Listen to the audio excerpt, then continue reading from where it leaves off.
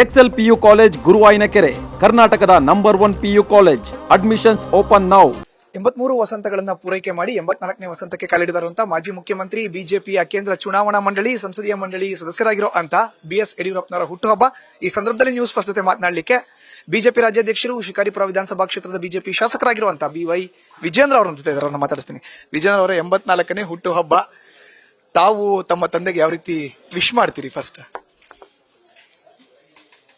ಪೂಜ್ಯ ತಂದೆಯವರಿಗೆ ಸನ್ಮಾನ್ಯ BS ಯಡಿಯೂರಪ್ಪನವರು ನನ್ನಂತ ಲಕ್ಷಾಂತರ ಕಾರ್ಯಕರ್ತರಿಗೆ ಒಂದು ಸ್ಫೂರ್ತಿಯೂ ಹೌದು, ಪ್ರೇರಣೆಯೂ ಕೂಡ ಹೌದು.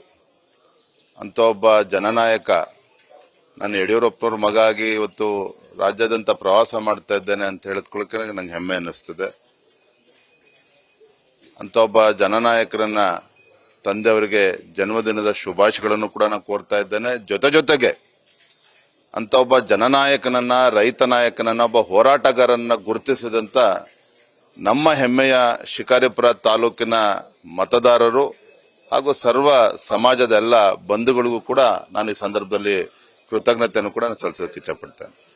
ಸರ್, 84 ವಯಸ್ಸು, ಸಾರ್ಥಕ ರಾಜ್ಯ ರಾಜಕಾರಣದಲ್ಲಿ 50 ವರ್ಷ ಸೇವೆ, ಯಾವ ರೀತಿ ಮೆಲ್ಕ್ ಹಾಕ್ತೀರಿ? ನೋಡಿ, ಯಡಿಯೂರಪ್ಪನವರು ಯಾವುದೇ ಒಂದು ರಾಜಕೀಯ ಕುಟುಂಬದ ಹಿನ್ನೆಲೆಯಿಂದ ಬಂದಿರತಕ್ಕಂಥವ್ರಲ್ಲ. ಜನಸಂಘದ ಕಾಲದಿಂದ ಬೂಕನಕೆರೆ, ಮಂಡ್ಯ ಜಿಲ್ಲೆಯ ಬೂಕನಕೆರೆಯಲ್ಲಿ ಜನಿಸಿ ಶಿಕಾರಿಪುರಕ್ಕೆ ಬಂದು ಇಲ್ಲಿ ಸಂಘಟನೆ ಮಾಡ್ತಕ್ಕಂಥದ್ದು ಅಷ್ಟು ಸುಲಭದ ಕೆಲಸ ಅಲ್ಲ. ಅಂತ ಕಷ್ಟ ಕಾಲದಲ್ಲೂ ಕೂಡ ಇಲ್ಲಿ ಬಂದು ಸಂಘಟನೆ ಮಾಡಿ ತಾನು ಮುಂದೊಂದಿನ ಶಾಸಕ ಆಗಬೇಕು, ತಾನು ಮಂತ್ರಿ ಆಗಬೇಕು, ಮುಖ್ಯಮಂತ್ರಿ ಆಗಬೇಕು, ಇದು ಯಾವುದು ಕೂಡ ಅವರ ಅಪೇಕ್ಷೆ ಇರಲಿಲ್ಲ. ಆದರೆ ಯಡಿಯೂರಪ್ಪನವರು ಎಲ್ಲಿ ಬಡವರು, ರೈತರು, ದೀನ ದಲಿತರು ಸಂಕಷ್ಟದಲ್ಲಿ ಇರ್ತಾ ಇದ್ರು, ಸಹಜವಾಗಿಯೇ ಆ ಸಂಕಷ್ಟಕ್ಕೆ ಸ್ಪಂದನೆ ಮಾಡುವಂತ ಕೆಲಸ ಮಾಡ್ಕೊಂಡು ಬಂದಿದ್ದಾರೆ.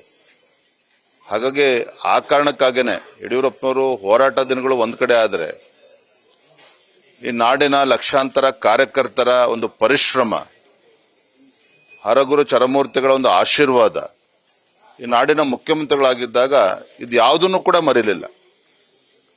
ಶೋಷಿತ ಪೀಡಿತ ಸಮುದಾಯಗಳ ಧ್ವನಿಯಾಗಿ ಹೋರಾಟಗಳನ್ನು ಕೂಡ ಮಾಡಿದ್ರು. ಮುಖ್ಯಮಂತ್ರಿಗಳಾಗಿದ್ದಾಗ ಅದಕ್ಕೆ ಯೋಜನೆಗಳನ್ನು ಕೂಡ ನೀಡಿದ್ರು.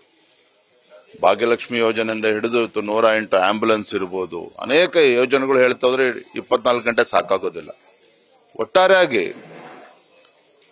ಸಾಮಾನ್ಯವಾಗಿ ಏನಾಗ್ತದೆ ಅಂತ ಹೇಳಿದ್ರೆ, ರಾಜಕಾರಣಿಗಳು ಅಂತ ಹೇಳಿದ್ರೆ ವಿರೋಧ ಪಕ್ಷದಲ್ಲಿದ್ದಾಗ ಒಂದು ಮಾತನಾಡುವಂಥದ್ದು, ಅಧಿಕಾರ ಸಿಕ್ಕಾಗ ಮತ್ತೊಂದು ಮಾತನಾಡುವಂಥದ್ದು ಇದು ಸಹಜ. ಹಾಗಾಗಿ ಜನರಿಗೆ ವಿಶ್ವಾಸ ಇಲ್ಲ ರಾಜಕಾರಣಿಗಳು ಅಂತ ಹೇಳಿದ್ರೆ. ಆದ್ರೆ ಎಲ್ಲದಕ್ಕೂ ಕೂಡ ವಿಭಿನ್ನವಾಗಿ ತಂದೆಯವರು ಅಧಿಕಾರ ಇಲ್ಲದೆ ಇರಲಿ, ವಿರೋಧ ಪಕ್ಷದಲ್ಲಿರಲಿ ಅಥವಾ ಆಡಳಿತ ಪಕ್ಷದಲ್ಲಿರಲಿ, ಅವರ ನಡವಳಿಕೆ ಯಾವತ್ತೂ ಕೂಡ ಬದಲಾವಣೆ ಆಗಲಿಲ್ಲ. ಮತ್ತೆ ಅವರು ಯಾವತ್ತೂ ಕೂಡ ನ್ಯಾಯಯುತವಾಗಿ, ನ್ಯಾಯದ ಪರವಾಗಿ ಹೋರಾಟವನ್ನು ಮಾಡ್ಕೊಂಡು ಬಂದಿರತಕ್ಕಂಥವ್ರು. ಹಾಗಾಗಿನೇ ಇವತ್ತು ರಾಜ್ಯದಲ್ಲಿ ಅಪರೂಪದ ರಾಜಕಾರಣಿ ಅಂತ ಹೇಳಿದ್ರು ಕೂಡ ತಪ್ಪಾಗಲಾರದು. ನನ್ನ ಕಡೆ ಪ್ರಶ್ನೆ ಸರ್, ಕುತೂಹಲ ಇದೆ ರಾಜ್ಯದ ಜನತೆಗೆ. ತಾವು ಶಿಕಾರಿಪುರದ ಶಾಸಕರು, ಬಿಜೆಪಿ ರಾಜ್ಯಾಧ್ಯಕ್ಷರು, ತಂದೆಯ ಮಾರ್ಗದರ್ಶನದಲ್ಲಿ ಬೆಳ್ಕೊಂಡ್ ಬಂದಂತವ್ರು. 84ನೇ ವಸಂತಕ್ಕೆ ಕಾಲಿಟ್ಟಿರುವಂತ ನಿಮ್ಮ ತಂದೆಯವರಿಗೆ ಈ ಸಂದರ್ಭದಲ್ಲಿ ತಮ್ಮ ಗಿಫ್ಟ್ ಏನು? ತಂದೆಯವರಿಗೆ ಗಿಫ್ಟ್ ಕೊಡೋದು ಕೂಡ ಸಾಧ್ಯನೇ ಇಲ್ಲ.